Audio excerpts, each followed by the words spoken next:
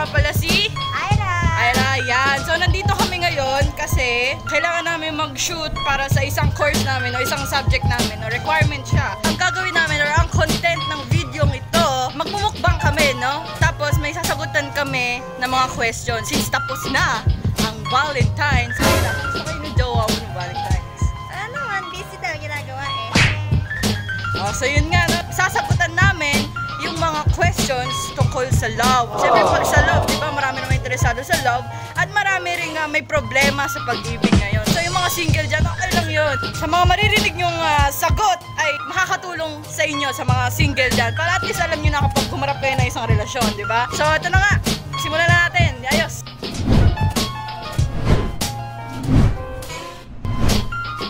So yun na nga po, no? Ito po ang aming food. Pansit kanto, yan na po, naninigas na po siya. Meron din kaming tinapay dito, yan.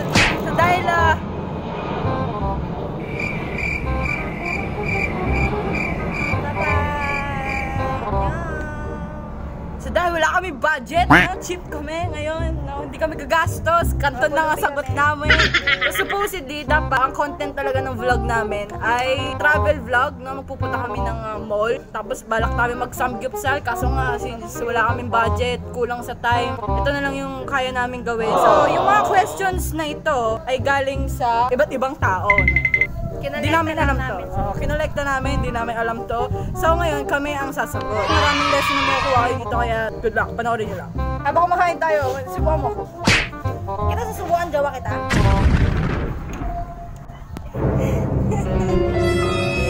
May nagkakantahan doon sa kabila. Ingay!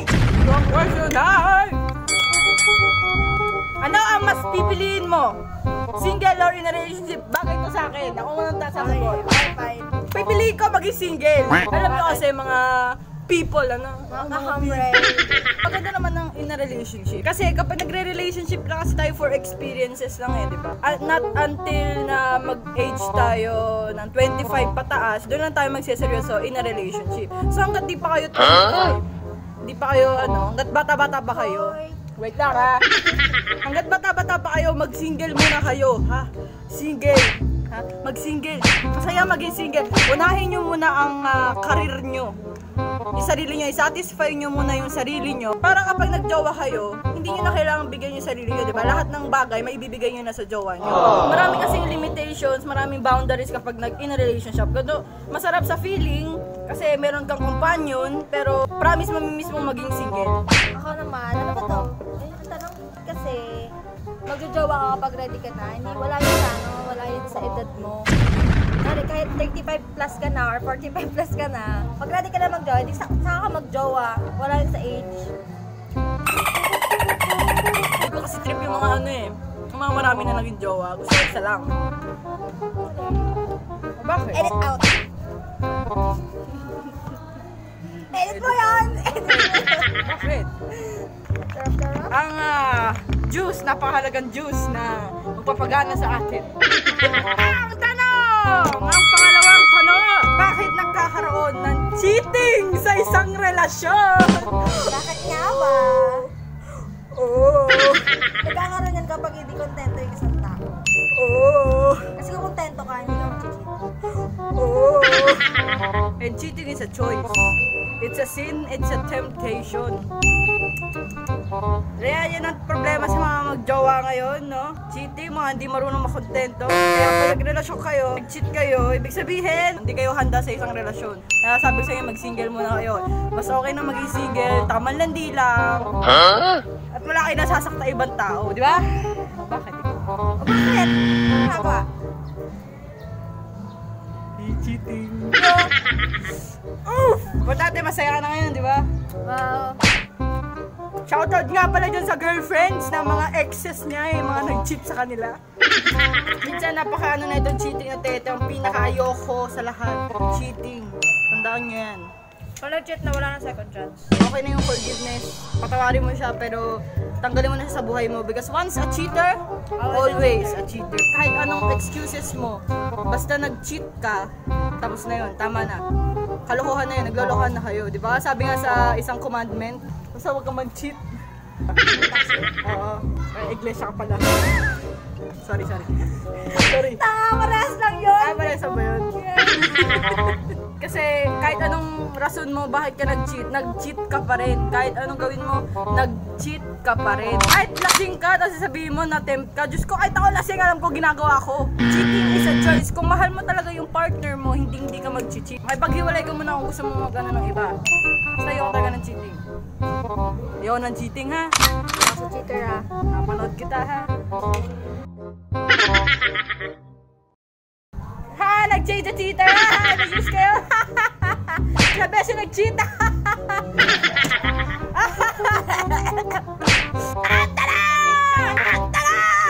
Sino mas pipiliin mo? Mahal ka o mahal mo? Mahal ako. Kailangan mas piliin mo yung mahal ka. Kasi yung mahal mo. Kasi mas matututunan mo naman na mahalin niya isang tao pag mahal ka. Matututunan naman yung pagmamahal. Sa akin mahal ko. Kasi ano eh. Kahit di ka mahal, O bakit? matuturuan mo ba siya na mapipilit mo ba siya na mahalin ka? Kasi gato kasi yan. Nabuhay ako all throughout. Hanggang ngayon, no? Na-single ako. And then I mean, wait lang.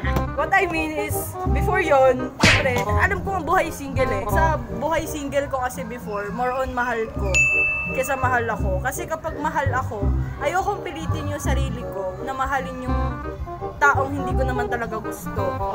Kasi magre-regret kayo. Although, matuturoan mo. Kasi, ewan ko, para sa akin kasi mas ano ako sa mahal ko eh. Ayun, tignan mo. Mas pinili ko yung mahal ko, kaya yun. Ayun lang, lucky for you kasi minahal ka. Ano pag mahal mo pero hindi ka minamahal? At kahit kailan hindi ka mamahalin? Stay ka na lang doon? Oo. Ay, mahal ka. First of all, kasi bakit ka ba nagmahal? Para maghingi ng something in return? No! Nagmahal ako kasi mahal ko siya. Hindi ko siya minahal dahil gusto kong mahalin niya ako. Ba't kagaling? Yan kasi yung misconception ng ibang tao eh. Di ba may mga ibang tao na hindi naman pinapaasa na nagmamahal tapos nasasaktan sila kasi hindi sila mahal ng mahal nila. Ba't ka nagmahal in the first place? Ako kasi, kapag nagmamahal ako, gusto ko mahal ko lang. Kahit may iba siyang gusto, basta mahal ko siya. Swerte na lang kung mahalin niya ako. Mahalin niya rin ako, matutunan niya rin mahal na ako. Basta ako, mahal kita. Hanggat mahal kita, mahal kita. Hindi ako nanghingi ng something in return. That's love. Next question! Kape.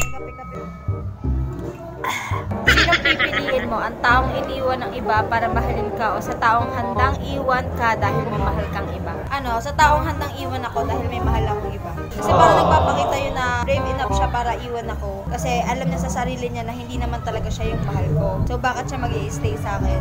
Bakit ka magpapakatanga or maghihintay sa isang tao na hindi naman talaga ikaw yung mahal?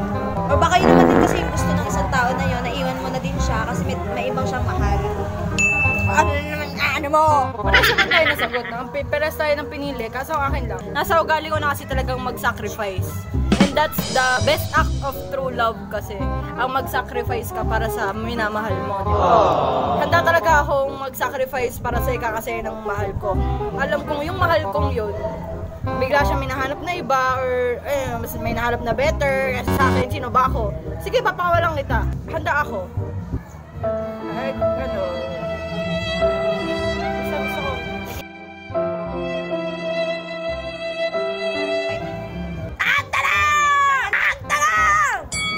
Sino ang mas nasasaktan? Yung iniwan o nang iwan? Para sa akin kasi parehas lang silang nasasaktan. Ay nang iwan. Yung para sa akin. Yung nang iwan yung mas nasasaktan? Oo. Bakit? Iba't iba naman kasi tayong rason bakit natin iniiwan yung iba't iba yung tao, di ba? Mali mo, iniwan niya yung tao na yon para sa sarili niya o para dun sa tao na yon. So, depende pa rin sa situation. Depende sa reason. Sa isang relasyon, mga people, kapag ka may away kayo ng jowa mo, may misunderstanding, hindi rason yung iwan mo. Depende na lang kung nang cheat, no? Yun kasi yung pinaka number one ayoko sa isang relasyon. Depende talaga sa isang sitwasyon. Pero kung yung away nyo lang is about misunderstanding or may nakaayawang ka lang sa ginawa ng partner mo or nagtatampo ka, hindi sapat yung breakup, diba? Shoutout dyan kay Clarice Benitez, diba, no? Shout out! Yes, magkakabalikan na naman sila. Nakasalinap. Charot! Bakit kasi may mga taong kailangan pang iwan? Bakit ba kasi kayo pumasok? Yan ang problema kapag hindi ka ready sa relationship. Kapag natapos ang isang relasyon, hindi mo talaga mahal yung tao. Kasi ang totoong pagmamahal, hindi yan sinusukuan. Unless, cheating talaga yun. Dapat kasi, kapag nagjowa kayo, kilala nyo na yung jowa nyo. Alam nyo na yung mga bagay. At saka hindi dapat sinasakal yung jowa nyo. Wag na wag kayong mag-e-expect sa jowa nyo. Diba, no, Clarice? Yes! And last question! Naging masaya ka ba sa Valentine's?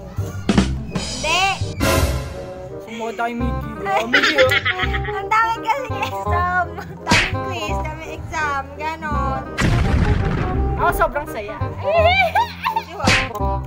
February is my month. Ako ay pinagpalit. Alam ko. Naging masaya ako. Thank you kay Lord. Yeah.